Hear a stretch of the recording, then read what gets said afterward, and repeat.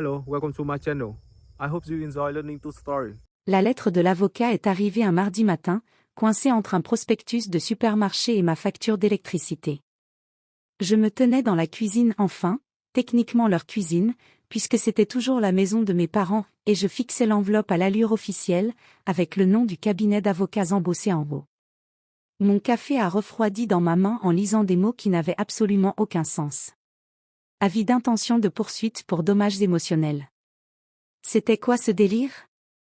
Je l'ai ouverte sur le champ, le cœur battant à tout rompre. Le langage juridique était dense, mais le message principal était parfaitement clair. Mes parents et ma sœur Marjorie me menaçaient de me poursuivre en justice pour lui avoir causé une détresse émotionnelle grave et des dommages psychologiques. J'ai dû relire la lettre 3 fois avant que mon cerveau accepte ce que je voyais. Ils me poursuivaient. Ma propre famille. J'ai appelé maman immédiatement. Elle a répondu à la deuxième sonnerie, la voix excessivement douce, comme si tout allait parfaitement bien. Chérie. Justement, je pensais à toi. C'est quoi ce bordel? L'ai-je coupé, tenant la lettre comme si elle pouvait me mordre. Maman, tu es sérieuse? Tu me poursuis vraiment en justice? Silence. Puis. Oh. Tu l'as déjà reçu. Oui, je l'ai reçu. C'est quoi ça? Des dommages émotionnels? Qu'est-ce que j'ai fait, exactement? Katia, ne me parle pas sur ce ton. Sa voix est devenue dure. Tu sais très bien ce que tu as fait. Vraiment pas. Tu as blessé les sentiments de ta sœur. J'ai ri. Vraiment ri, tant c'était absurde. Comment? Comment est-ce que j'ai blessé les sentiments de Marjorie? Je la vois à peine. En gagnant plus qu'elle. A craché maman. Tu te rends compte de ce que ça lui fait de savoir que sa petite sœur gagne le double de son salaire? Elle en pleure, Katia. Elle vient ici et elle pleure parce que tu lui frottes ton succès au visage. Je suis restée figée, essayant de comprendre ce que je venais d'entendre. Je lui frotte ça au visage? Maman, je ne parle même jamais de mon salaire. C'est Marjorie qui m'a demandé combien je gagnais. Elle m'a littéralement coincée à ton dîner d'anniversaire et n'a pas lâché l'affaire jusqu'à ce que je lui réponde. Eh bien, tu aurais dû mentir. J'aurais dû, quoi? Dire quelque chose qui ne la ferait pas se sentir mal. C'est ça, la famille, Katia. On protège les sentiments des autres. Mais toi? Il fallait absolument que tu te vantes de ton boulot chic et de ton gros salaire. Je suis ingénieur logiciel senior. J'ai bossé comme une folle pendant 6 ans pour en arriver là. Et Marjorie est réceptionniste à temps partiel et a refusé de terminer ses études. En quoi est-ce ma faute? Tu vois?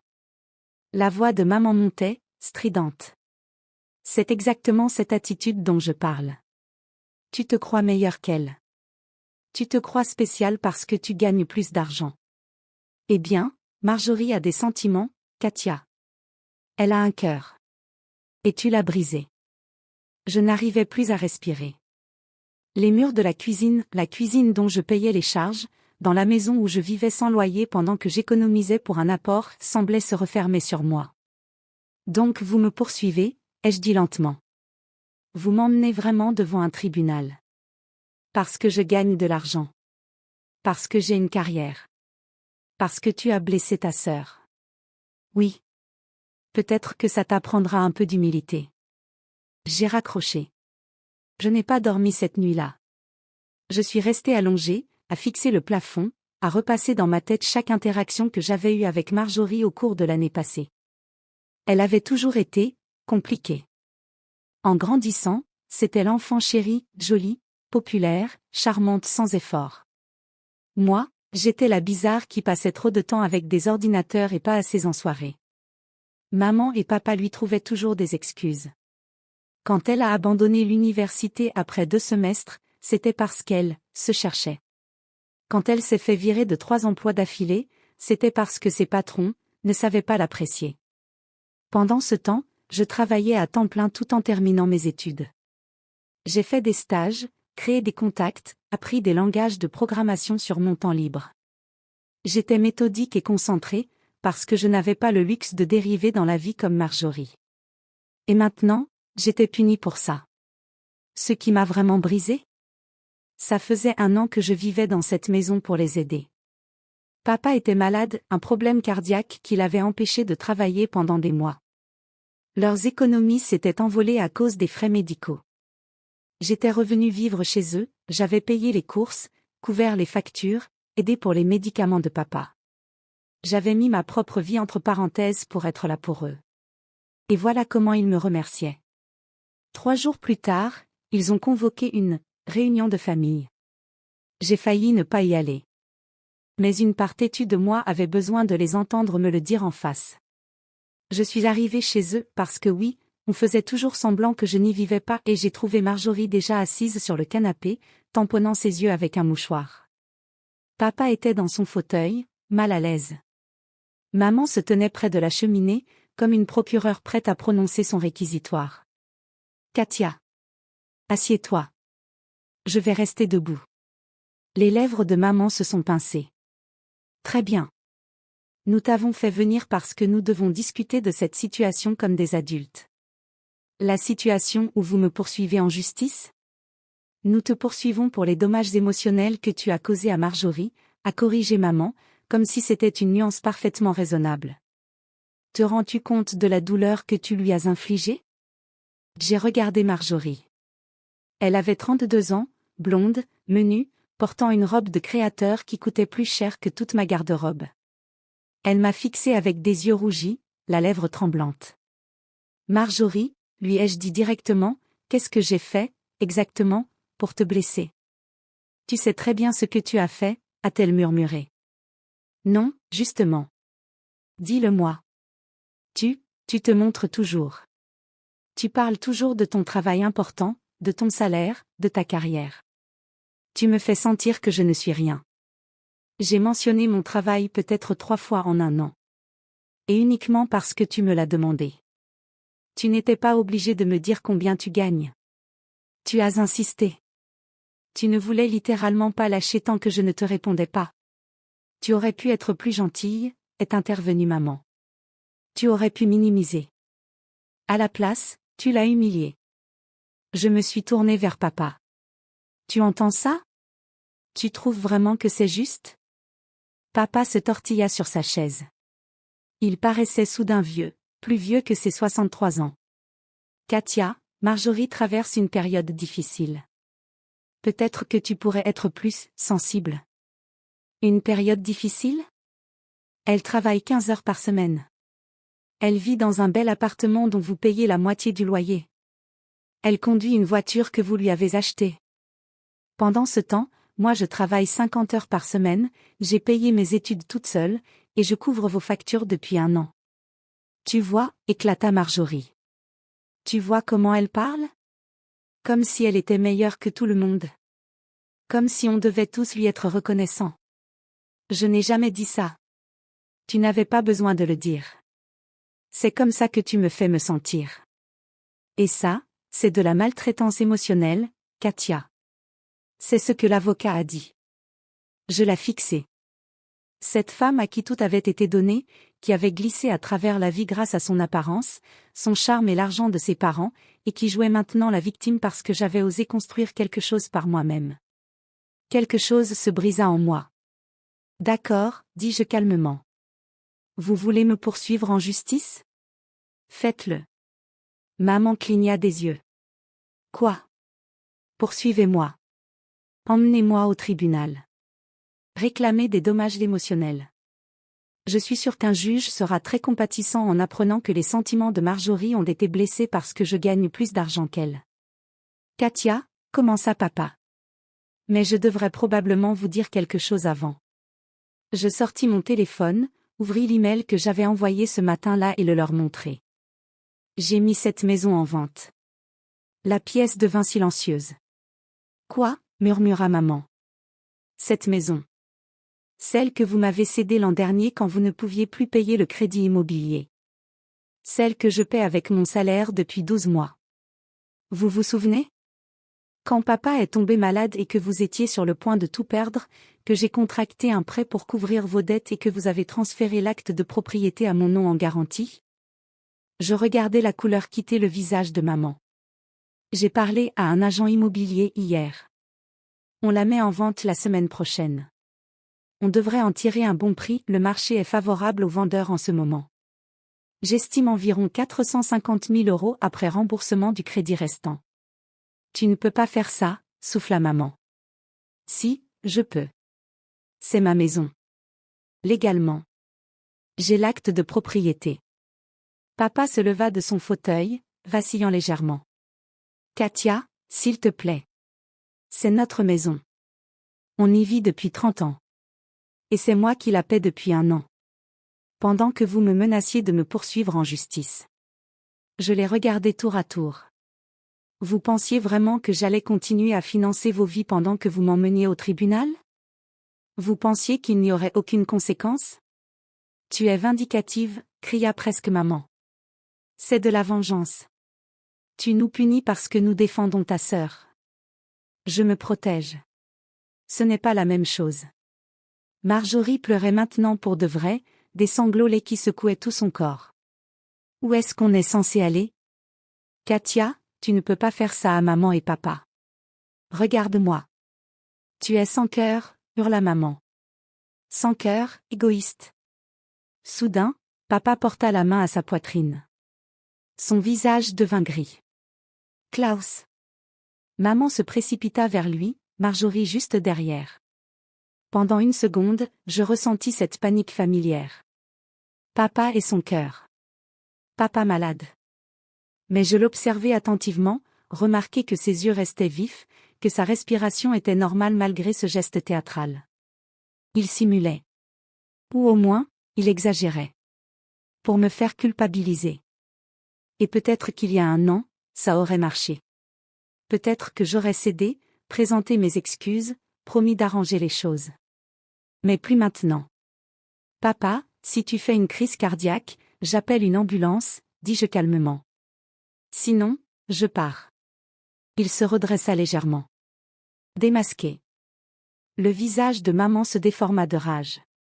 Sors. Sors de cette maison. Avec plaisir. Je ferai déménager mes affaires d'ici le week-end.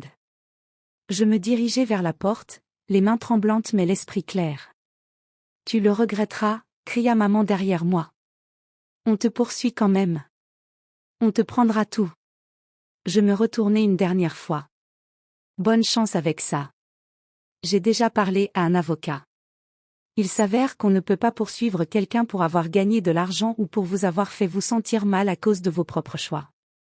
Mais allez-y, essayez. Je suis sûre que le juge adorera entendre que vous poursuivez votre fille pour son succès tout en vivant dans une maison qu'elle paie. Katia, tenta encore papa, la voix plus faible. C'est fini, papa. J'en ai fini d'être le compte bancaire de la famille. J'en ai fini d'être puni pour avoir travaillé dur. J'en ai fini de sacrifier ma vie pour soutenir des gens qui ne me respectent même pas. Je partis avant qu'ils ne puissent répondre. Le procès n'eut jamais lieu. Étonnant, n'est-ce pas? Il s'avère que leur avocat, s'ils en ont réellement consulté un, a dû leur expliquer qu'on ne peut pas poursuivre quelqu'un pour gagner plus d'argent, ou pour blesser des sentiments, d'une manière qui tienne devant un tribunal. La maison fut vendue en 3 semaines. 465 000 €, en réalité, après les frais et le remboursement du crédit. J'en gardai la moitié, mon investissement, mon année de paiement, ma compensation pour avoir été leur filet de sécurité. L'autre moitié, je la partageai en 3, un tiers pour maman et papa afin de les aider à recommencer ailleurs, un tiers pour Marjorie, et un tiers que je donnais à un fonds de bourse pour les femmes étudiantes en informatique. Maman m'a hurlé dessus au téléphone lorsqu'elle a appris l'existence du don. Tu préfères donner de l'argent à des inconnus plutôt qu'à ta propre famille? Je donne de l'argent à de jeunes femmes qui travaillent dur pour construire leur carrière.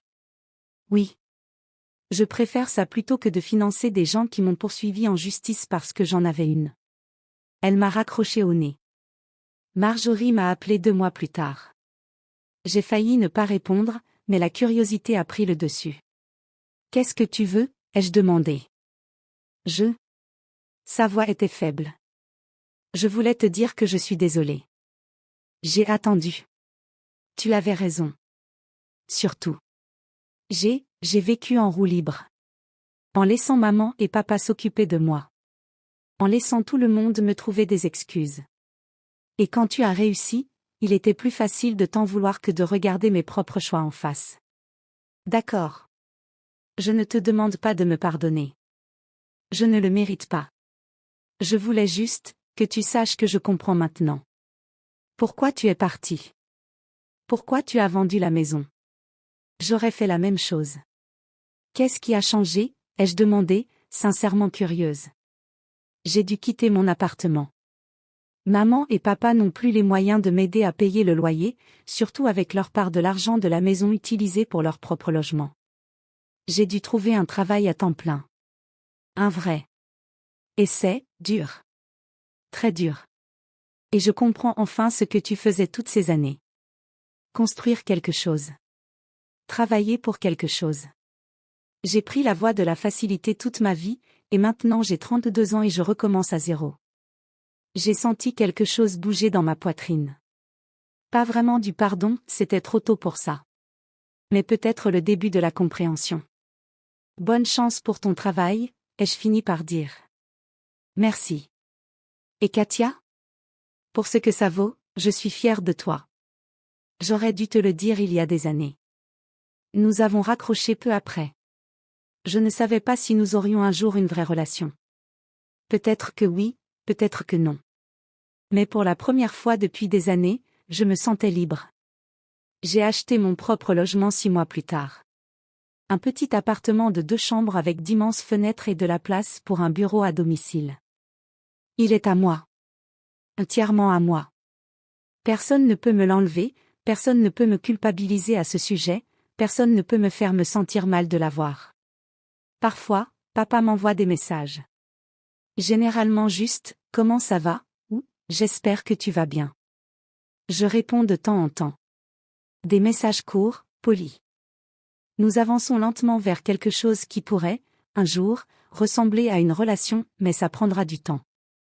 Maman et moi ne parlons pas. Je ne sais pas si nous le ferons un jour. C'est une blessure trop profonde pour guérir rapidement. Mais Marjorie et moi avons pris un café la semaine dernière. C'était maladroit, un peu raide, et nous ne savions pas vraiment quoi nous dire. Mais c'était un début. Elle m'a parlé de son travail, elle est maintenant assistante administrative, à temps plein avec des avantages, et semblait sincèrement fière d'avoir tenu le coup pendant 6 mois. Ce n'est pas glamour, a-t-elle dit en remuant son latte. Mais c'est à moi. Je le fais toute seule. Ça a de la valeur, lui ai-je répondu. Oui. C'est vrai. Nous ne sommes pas proches. Nous ne le serons peut-être jamais plus. Mais nous ne sommes plus ennemis non plus. Et moi? Je continue à écrire du code, à résoudre des problèmes, à construire ma carrière. J'ai été promu le mois dernier ingénieur principal sur un nouveau projet. L'augmentation de salaire était appréciable, mais honnêtement, la reconnaissance comptait davantage. Je ne cache plus mon succès. Je ne minimise plus mes réussites et je ne me fais plus petite pour mettre les autres à l'aise. J'ai trop travaillé pour arriver ici pour m'en excuser. La meilleure revanche, dit-on, c'est de bien vivre. Ils ont raison. Je vis très, très bien. Merci d'avoir regardé. Laissez un like si cette histoire vous a plu, n'oubliez pas de vous abonner si ce n'est pas encore fait, et cliquez sur la carte au-dessus pour découvrir d'autres histoires comme celle-ci. À la prochaine. Si tu veux, je peux aussi unifier tout le texte en français dans un seul document, l'optimiser pour une narration YouTube, ou adapter le ton, plus sombre, plus dramatique, plus inspirant.